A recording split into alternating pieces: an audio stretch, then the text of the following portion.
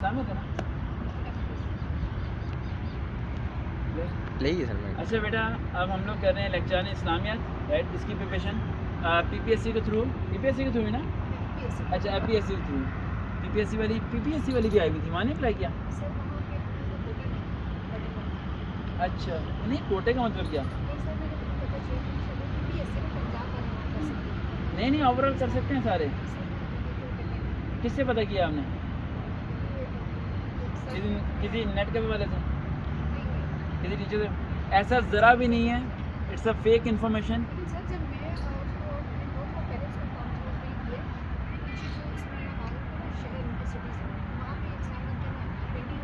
नहीं वो, या मैं आपको बताता हूँ बेटा, पीपीएससी के अगर आप, मैं बताता हूँ आपको, पीपीएससी में जब लेक्चर के लिए अप्लाई करते हो तो वो ये पूछते हैं कि आपकी जॉब कहाँ होगी।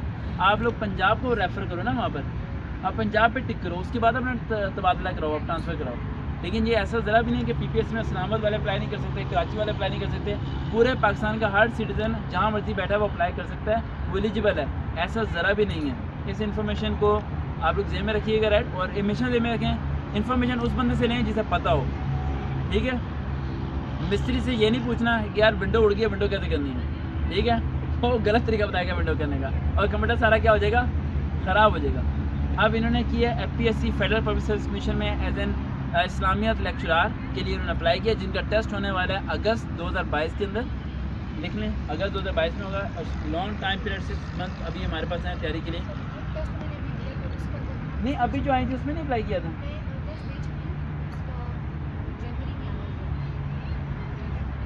अभी जो आई हुई उसमें नहीं आपने अप्लाई किया। अब आप यहाँ इंटरव्यू की तैयारी करने आई हैं। रिजल्ट आया नहीं अभी उसका।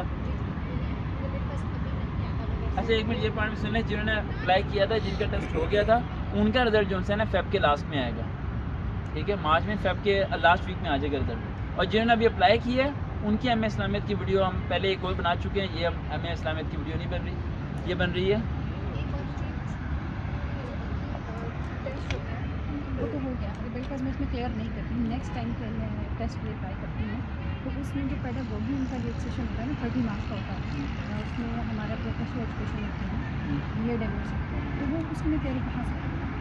उसकी तैयारी ये आपको क्वेश्चन नहीं समझ आ रहा? नहीं हम बताएं।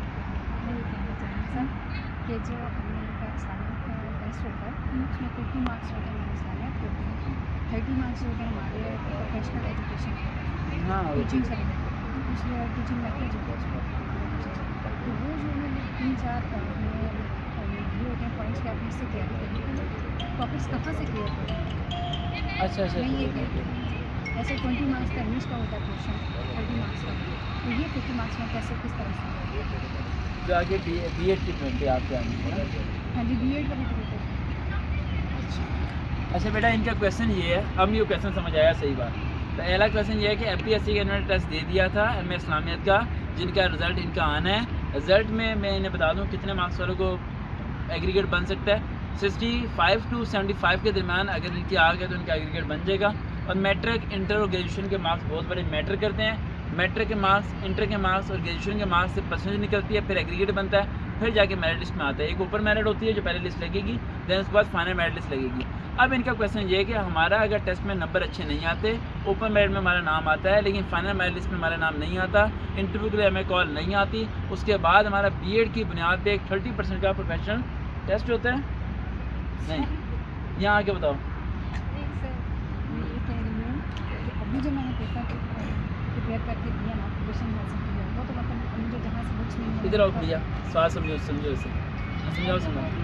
सर अभी पेपर होगा, अभी पेपर होगा सर, उसमें 30 मार्क्स का क्वेश्चन नहीं आप एक और पेपर होना है। होना नहीं है। मैं ये कह रही हूँ कि बिल्कुल अल्लाह ना करे, अगर मेरा ये वाला पेपर क्लियर नहीं होता तो नेक्स्ट टाइम की मैं तैयारी कहाँ से करूँगी? मैं 2 बातें पूछूँ। अच्छा, नेक्स्ट टाइम एक आप ये पूछ रही हैं कि अगले, अगर ना होती तो अगली बार जब अप्लाई करेंगे तो तैयारी कहाँ से करूँगी? हाँ जी, तैयारी वो जब अप्लाई करेंगे तो तैयारी करेंगे। सर फिर आप मिलते नहीं हैं, इसलिए मैंने कहा मैं आपसे पूछूँ ये इनके अच्छा ये पूछ रही हैं अगर इस बार नहीं होता नेक्स्ट टाइम अप्लाई करूँ तो कहाँ से तैयारी करूँ? क्वेश्चन वही पहले वाले समझ आ गया। सर, क्वेश्चन मैं यही है कि अगर इस करते बारी थे, अलग से होते हाँ थे। समझ आ गई, अगर नहीं अप्लाई करती तो मैं कहाँ से तैयारी करूँ। अब मैं आपको नोट्स बना देता हूँ, लिखें। अच्छा, जेब में रखा करो जब भी आप किसी पोस्ट के लिए अप्लाई करते हो तो ये जेब में रखा करो उस पोस्ट का काम किया है। फॉर एग्जाम्पल एक बंदा लेक्चरशिप में अप्लाई करता है कंप्यूटर साइंस के लिए, किसमें, हाँ सांस ले लो, मार्क्स नीचे कर दो, ठीक है, लेक्चरशिप में अप्लाई करता है, ठीक है, कंप्यूटर साइंस के लिए वो कौन सी क्लास पढ़ाएगा, कौन सी क्लास मिलेगी उसे पढ़ाने के लिए, क्लास कौन सी होगी, 9, 10, फर्स्ट ईयर, सेकंड ईयर। जब लेक्चरशिप के लिए करेगा तो लेक्चरशिप सिर्फ कॉलेज तक है, यूनिवर्सिटी में नहीं है। तो पेपर में क्वेश्चन कहाँ से आएंगे, 9, 10, फर्स्ट ईयर, सेकंड ईयर के।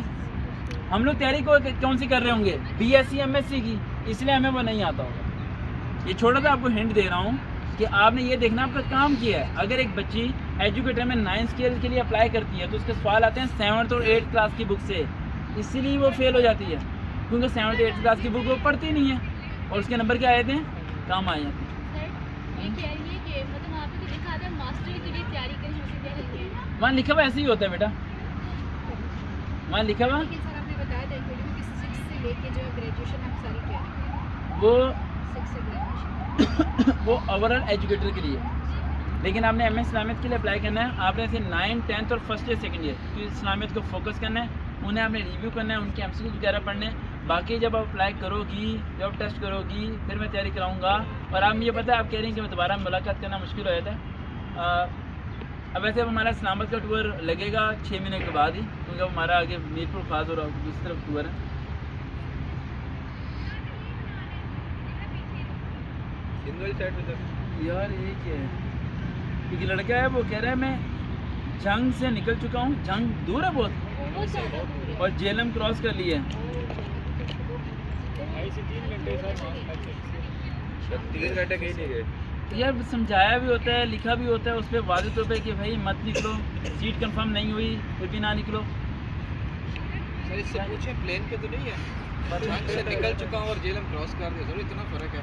हैं नहीं, मैं SMS लिखा और दोबारा SMS आ जाए उसकी, प्लीज़ कॉल मी।